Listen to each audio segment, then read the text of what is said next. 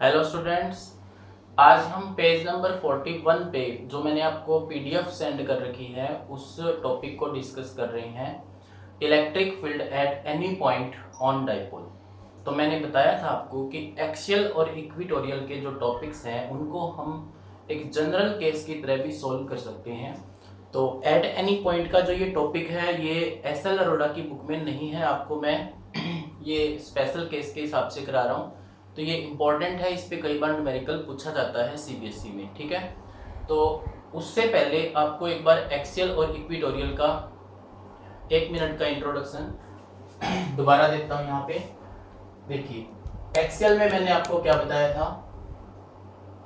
Axial में ये मेरे पास कोई डाइपोल है, ये कोई डाइपोल है और उसी लाइन पे अगर कोई पॉइंट हो, उसी लाइन पे अगर कोई पॉइंट हो तो उस पॉइंट को हम क्या बोलते हैं, एक्सियल पॉइंट बोलते हैं। क्लियर है। जब डाइपोल के परपेंडिकुलर डायरेक्शन में कोई पॉइंट हो तो उस पॉइंट को हम क्या बोलते हैं, इक्वेटोरियल पॉइंट बोलते हैं। आपको ये दो चीजें अच्छे से ध्यान रखनी है क्योंकि इक्वेटोरियल का जो डायग्राम होगा उसमें ये दोनों चीजें अच्छे से यूज हो रही हैं, ठीक है। तो देखिए, इस टॉपिक में देखते हैं एट एनी पॉइंट में। देखिए, ये मेरे पास कोई डाइपोल है, माइनस और प्लस से क्या बनता है, एक डाइपोल। और डाइपोल का सेंटर ओ पॉइंट। तो डाइपोल के सेंटर से एट एनी पॉइंट, देखिए ना वो इक्वेटोरियल है ना वो एक्सियल है, किसी पॉइंट पी पे मैं इसको के पॉइंट लेट कर लेता हूँ, किसी पॉइंट के पे हमें इलेक्ट्रिक फील्ड इंटेंसिटी की वैल्यू को कैलकुलेट करना है, ठीक है। तो बताइए, डाइपोल की टोटल लेंथ कितनी बताई थी आपको, 2a। डाइपोल का डाइपोल मोमेंट कितना होता है, जो ए और बी डाइपोल है उसका डाइपोल मोमेंट कितना होता है, दैट इज बी। और इस डाइपोल मोमेंट की डायरेक्शन कितनी होती है, नेगेटिव से पॉजिटिव। डाइपोल मोमेंट हमेशा कहां से कहां डायरेक्टेड होता है, माइनस से प्लस। मैं ये मान लेता हूं कि जो ये पोजीशन वेक्टर है r, उसका एंगल डाइपोल मोमेंट के साथ थीटा एंगल है। r पोजीशन वेक्टर का एंगल हमने लेट कर लिया, कितना है, थीटा एंगल है।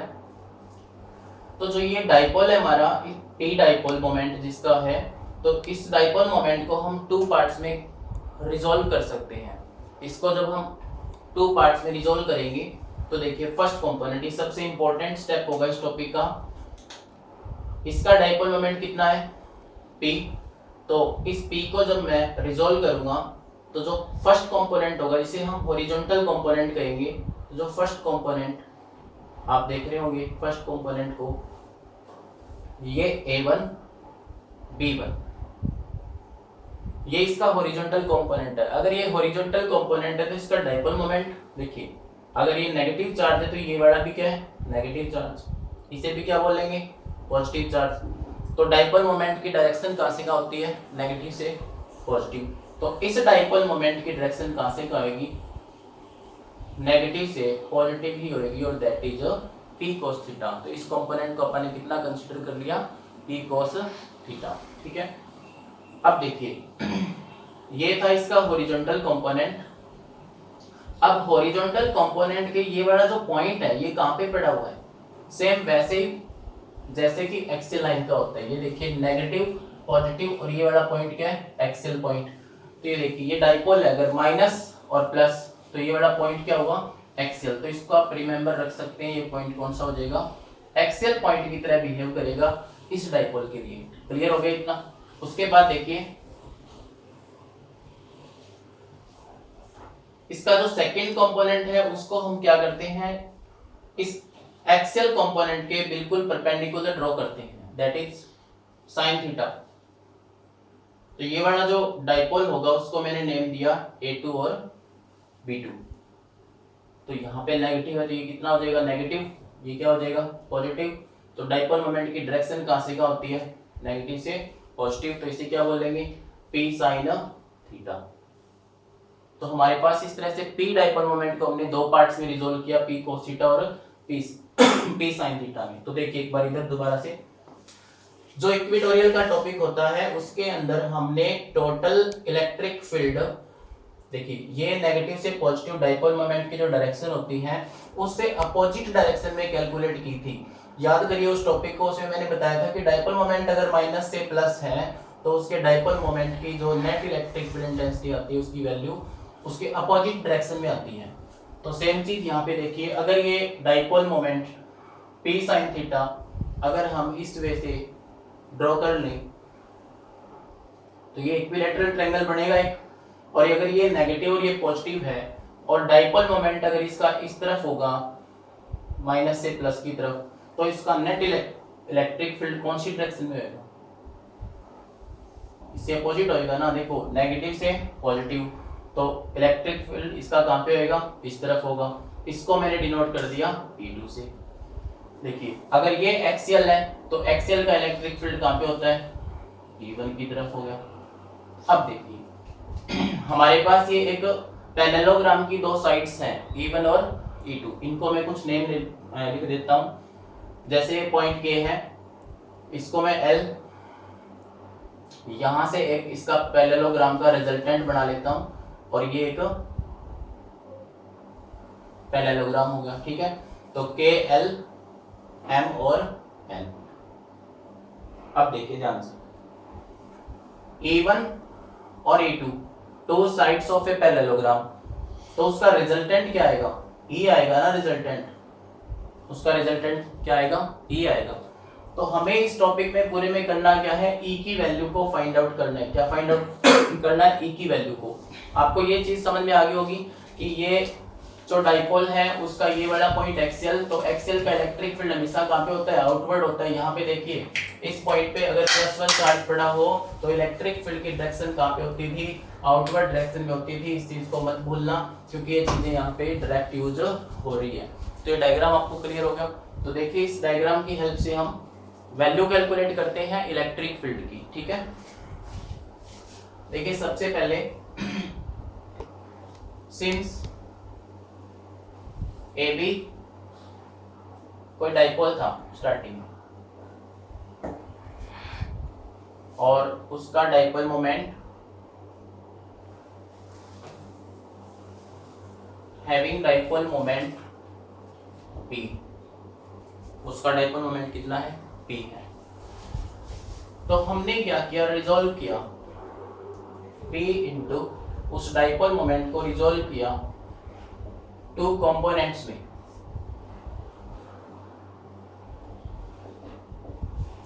फर्स्ट कंपोनेंट क्या था, फर्स्ट कंपोनेंट था अपने पास P cos थीटा, यानी कि उस डाइपोल का नेम क्या था, A1 B1 having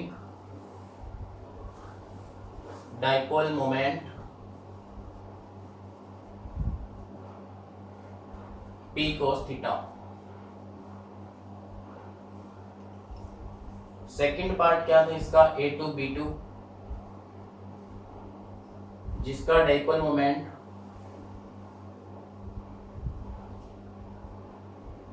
P sin theta.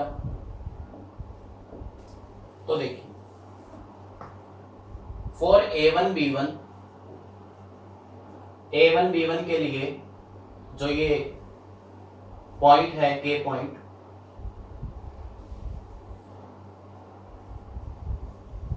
वो किसकी तरह बिहेव कर रहा है,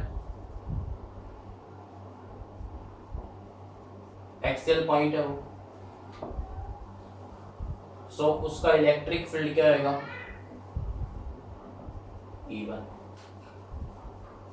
A1 B1 point K act as axial point, A1 B1 के लिए वो पॉइंट एक्सियल की तरह बिहेव कर रहा है, तो जो E1 होगा वो उसका क्या होगा, इलेक्ट्रिक फील्ड, ठीक है। तो सिमिलरली देखिए फॉर A2 B2 किसकी तरह बिहेव करेगा, इक्वेटोरियल। ये डायग्राम में मैंने एक्सप्लेन किया था, इक्वेटोरियल पॉइंट की तरह बिहेव करेगा, तो इसलिए इसकी इलेक्ट्रिक फील्ड कितना होएगा, E2, ये वाला इलेक्ट्रिक फील्ड E2, ठीक है। तो अभी देखिए बस अब इसका डेरिवेशन पार्ट है, सिंपल है वो। हमने ना कैपिटल ई को यहाँ से नेट इलेक्ट्रिक फील्ड इंटेंसिटी को कैलकुलेट करना है, तो मैं सीधा पैरेललोग्राम से बात कर रहा हूँ, ठीक है। तो फ्रॉम पैरेललोग्राम के एल एम एन, तो के एल एम एन पैरेललोग्राम से नेट इंटेंसिटी ई हम निकालेंगे के एन स्क्वेयर प्लस के एल स्क्वेयर। बट उससे पहले देखिए, इसको मैं इक्वेशन ए ऐड करके रख लेता हूं एक बार। अगर E1 पॉइंट एक्सेल की तरह बिहेव कर रहा है तो एक्सेल लाइन का जो रिजल्ट था उसको आप रिमेंबर करिए, क्या था वो 2p by 4 pi epsilon naught r cube था। तो देखिए इसका डाइपोल मोमेंट कितना है, p cos थीटा, तो यहाँ पे क्या लिखेंगे 2p cos theta by 4 pi epsilon naught r cube.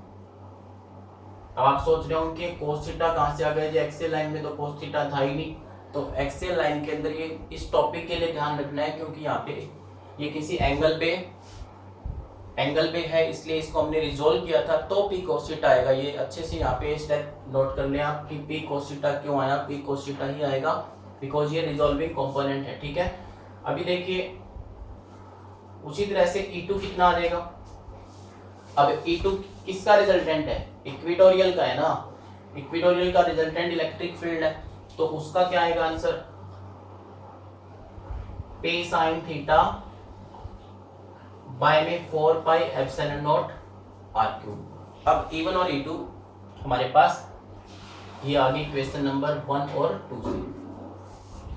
तो इसलिए देखिए from a equation net electric field intensity E equal to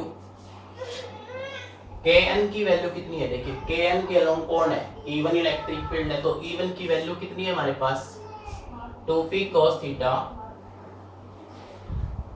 bye में 4 pi epsilon naught r cube, इसका पूरे का square plus p sin theta by 4 pi epsilon naught r cube, इसका पूरे का स्क्वायर।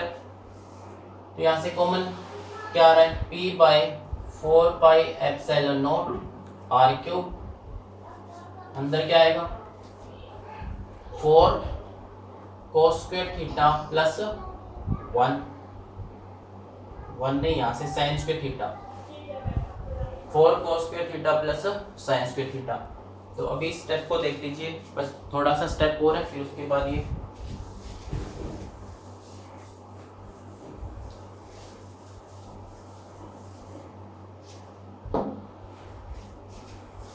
E इक्वल टू, उससे आगे देखिए E equal to P by 4 pi epsilon naught r cube.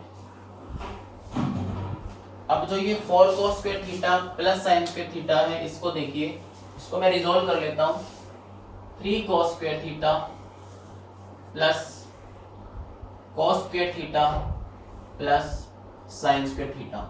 ऐसा इसलिए किया क्योंकि x की वैल्यू हमें अच्छे से पता है, दैट इज 1। तो क्या रिजल्ट बन जाएगा, E equal to P by 4 pi epsilon naught r cube. तो देखिए इसको 3 cos स्क्वायर थीटा प्लस 1, इसकी वैल्यू कितनी होती है 1। तो ये रिजल्ट हमारे पास किसका आया, एनी पॉइंट का। तो मैंने कहा था एनी पॉइंट का जो टॉपिक होता है उसके रिजल्ट से हम एक्सेल और इक्वेटोरियल का भी रिजल्ट कैलकुलेट कर सकते हैं। तो देखिए कैसे, स्पेशल केस में देखिए, अगर ये वाला थीटा, अगर ये थीटा 0 हो जाए, मतलब ये थीटा 0 जब होएगा तो ये लाइन ऐसे होएगी, तो ये जो पॉइंट है के, तो ये पॉइंट के यहाँ एग्जिस्ट करेगा। अगर ये पॉइंट यहाँ होएगा, अगर ये पॉइंट यहाँ होएगा तो ये कौन सा पॉइंट हो जाएगा, एक्सियल पॉइंट हो जाएगा। तो अगर हम कहें कि थीटा इक्वल टू 0 डिग्री, तो इस फॉर्मूले में पुट करिए E equal to P by 4 pi epsilon naught r cube. तो तो देखिए 3 cos square 0 degree plus 1, cos 0 कितना होता है 1, तो 3 प्लस 1 दैट इज 4, तो E इक्वल टू क्या आया 2p बाय में 4 pi epsilon naught R cube. और यही आंसर किसका होता है एक्सियल लाइन का इलेक्ट्रिक फील्ड होता है।